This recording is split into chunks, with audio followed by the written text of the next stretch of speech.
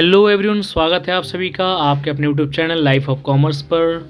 ये UGC paper 1 का research aptitude का लास्ट चैप्टर है जिसका नाम है चैप्टर नंबर 6 रिसर्च एथिक्स। तो रिसर्च के कुछ एथिक्स होते हैं, इसके अंदर हम लोग डिटेल्ड एक्सप्लेनेशन में सारी चीज़ों को समझेंगे।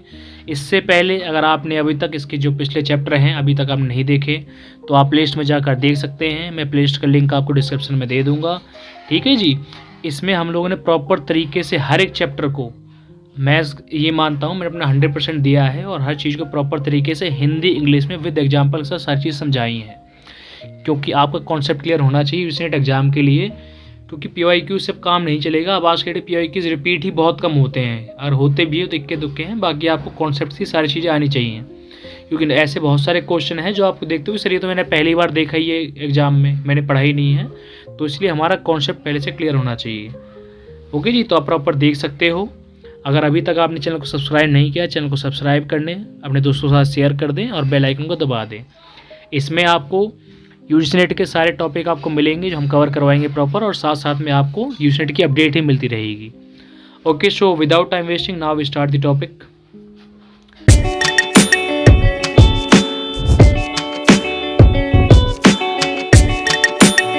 तो सबसे फर्स्ट इसमें लिखा हुआ है research ethics has 3 major concerns. तो रिसर्च एथिक्स के सबसे मेजर 3 कंसर्न्स होते हैं, वो इसमें ऑलरेडी लिखा हुआ है। To protect human participant for harm, to ensure that the research process of the interest of the individuals groups और society as well whole, to examine specific research.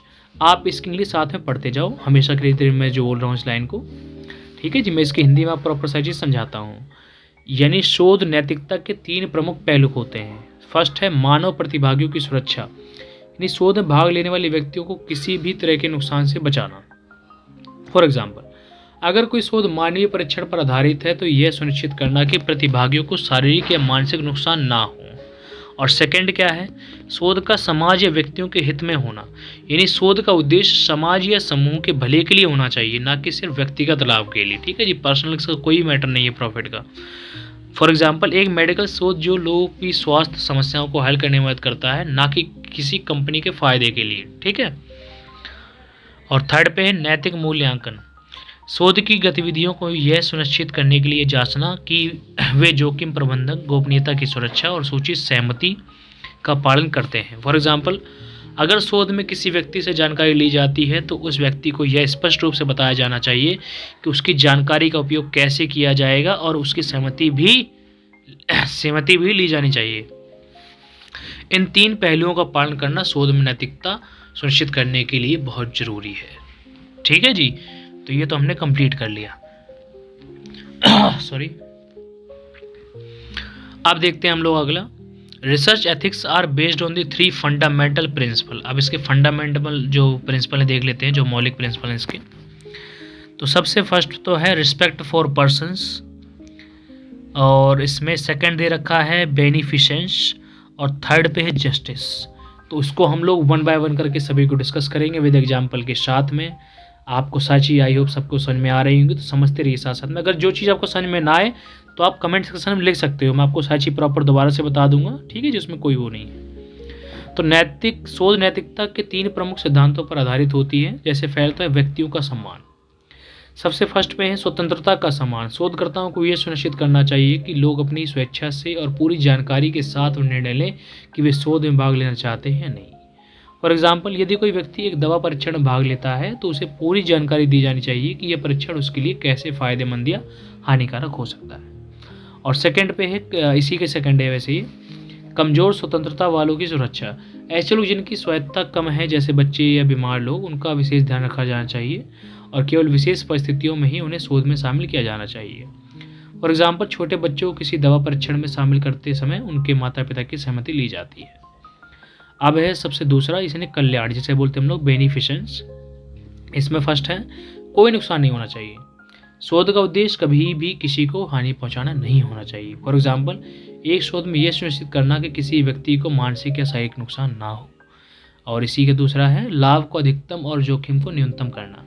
शोध में भाग लेने वाले लोगों को अधिक लाभ और कम से कम जोखिम मिलना चाहिए। फॉर एग्जाम्पल, यदि कोई व्यक्ति नया इलाज परीक्षण कर रहा है तो यह सुनिश्चित करना कि उसके लिए इलाज के लाभ अधिक हों और जोखिम कम हो। और थर्ड पे है न्याय, यानी कि जस्टिस, इसके अंदर हम लोग पढ़ते हैं, इसका फर्स्ट दिया है प्रतिभागियों की भर्ती में निष्पक्षता। शोध में भाग लेने वालों का चयन निष्पक्ष और समान रूप से होना चाहिए। और सेकंड है शोध स्थान का चयन, अध्ययन करने के लिए संस्थानों का चुनाव भी निष्पक्ष होना चाहिए। थर्ड है सवालों का सामूहिक सुविधाओं से संबंधित होना, प्रश्नों को इस प्रकार चुना जाना चाहिए जो शोध में भाग लेने वाले समुदाय के लिए प्रासंगिक हों। फॉर एग्जाम्पल, अगर कोई शोध आदिवासी समुदाय पर किया जा रहा है तो प्रश्नों को उनके जीवन और संस्कृति से संबंधित होना चाहिए ताकि वे समुदाय के लिए उपयोगी और उचित हों। इन सिद्धांतों का पालन करना शोध का नैतिक रूप से सही और निष्पक्ष बनाता है।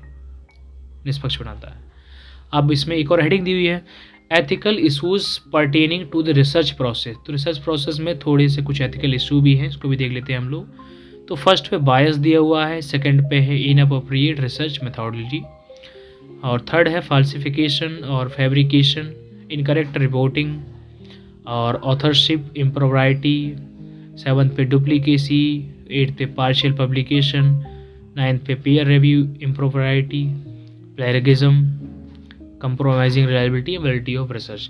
तो रिसर्च प्रोसेस में ना ये थोड़ी सी जो मेन हमारी मिस्टेक जो कमियां हैं, आप इनको ये कह सकते हो प्रॉपर ये, तो इनको भी हम लोग देख सकते हैं कि ये ना हो इसके अंदर। जैसे फर्स्ट पे शोध प्रक्रिया के संबंधित नैतिक समस्याएं क्या क्या है, प्रॉब्लम।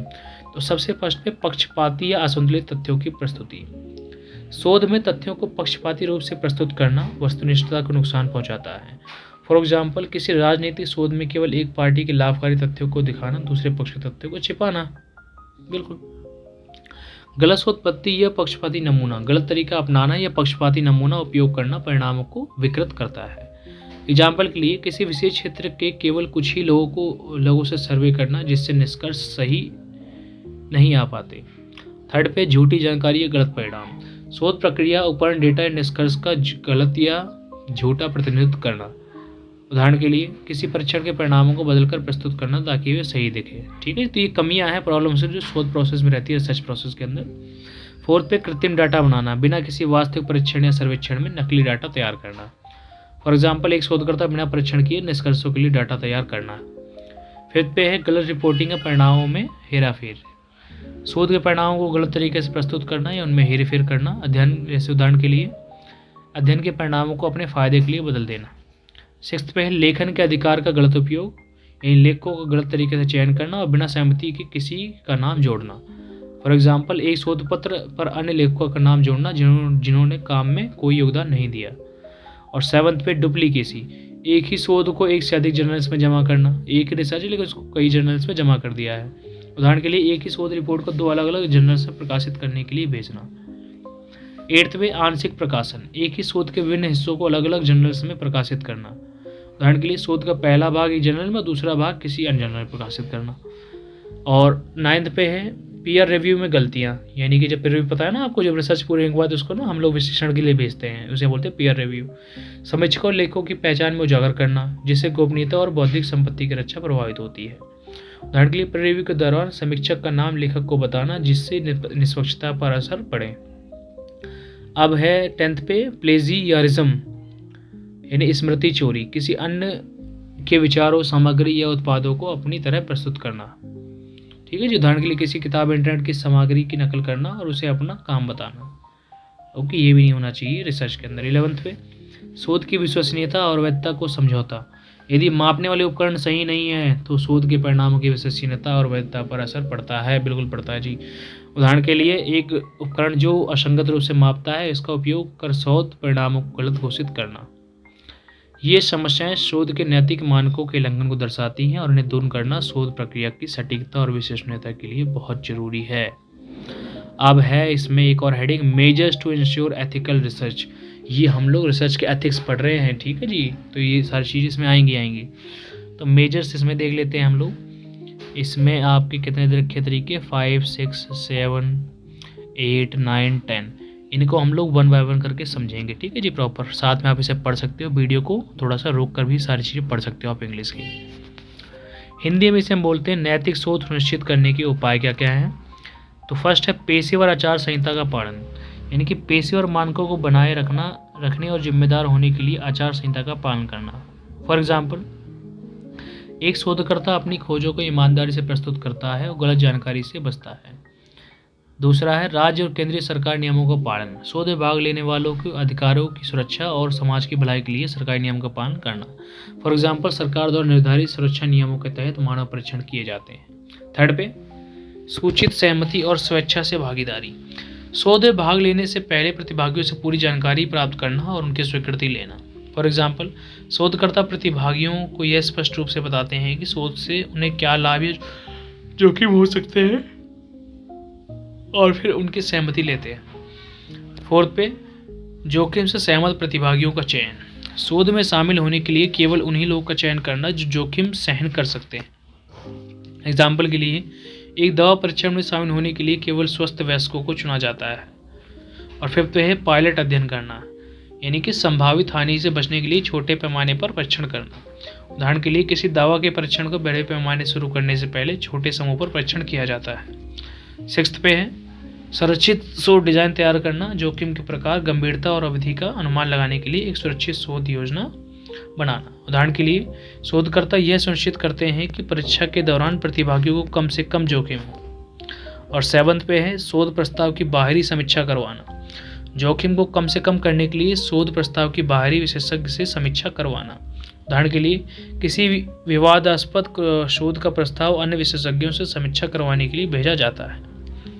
और 8 नंबर दे रखा है इसमें, भागीदारी को शोध से वापस जाने की अनुमति देना, किसी भी समय शोध से हटने का अधिकार देना। उदाहरण के लिए, यदि कोई प्रतिभागी किसी अध्ययन से असहज महसूस करता है तो वह बिना किसी परेशानी के शोध छोड़ सकता है, उसमें कोई दिक्कत नहीं है। 9th में ईमानदारी और सत्यता बनाए रखना। शोध के हर पहलू में ईमानदारी और सत्यता का पालन करना चाहिए। उदाहरण के लिए, एक शोधकर्ता निष्कलंक तरीके से अपने डेटा को प्रस्तुत करता है बिना किसी हेर फेर के। और 10th पे है त्रुटियों और भेदभाव से बचने के लिए अत्यधिक सावधानी बरतना। शोध में किसी प्रकार की गलतियां या भेदभाव से बचने के लिए सतर्क रहना। उदाहरण के लिए, शोधकर्ता ये सुनिश्चित करते हैं कि उनका डेटा सही और सभी प्रतिभागियों के साथ समान व्यवहार किया जाता है। इन उपायों का पालन करने से शोध नैतिक रूप से सही, सुरक्षित और प्रभावी बना रहता है। ठीक है जी, तो हमने सक्सेसफुली आपके 6 के 6 टॉपिक कवर कर लिए हैं रिसर्च एप्टीट्यूड के। आई होप आपको ये सीरीज़ पसंद आ रही होगी। चैनल को सब्सक्राइब करना ना भूलें बिल्कुल भी, और साथ में बेल आइकन को दबा दिया करो आप लोग। इसमें क्या है, जो भी अपडेट होती है आपको सबसे पहले मिल जाएगी। ठीक है जी, इसमें यूजीसी नेट की अपडेट भी होती है, साथ में आपके नए नए टॉपिक मैं आपको डेली बेस पे डालता ही रहता हूँ, तो आप इसे प्रॉपर देख सकते हैं। मैंने इसे प्रॉपर डिटेल्ड एक्सप्लेनेशन दे रखी है, हिंदी, इंग्लिश और एग्जाम्पल के साथ सारी चीज़ समझा रखी है। मेन आपका कॉन्सेप्ट क्लियर होना चाहिए। और मैं इसकी प्लेलिस्ट है जो आपको डिस्क्रिप्शन में इसके लिंक भी दे दूंगा, तो आप उसे जाकर प्रॉपर वॉच कर सकते हैं, देख सकते हैं। Okay, so thank you for watching this video. आपने बहुत सपोर्ट कर रहे हैं आप हमारा, इसके लिए बहुत बहुत धन्यवाद आप सभी का।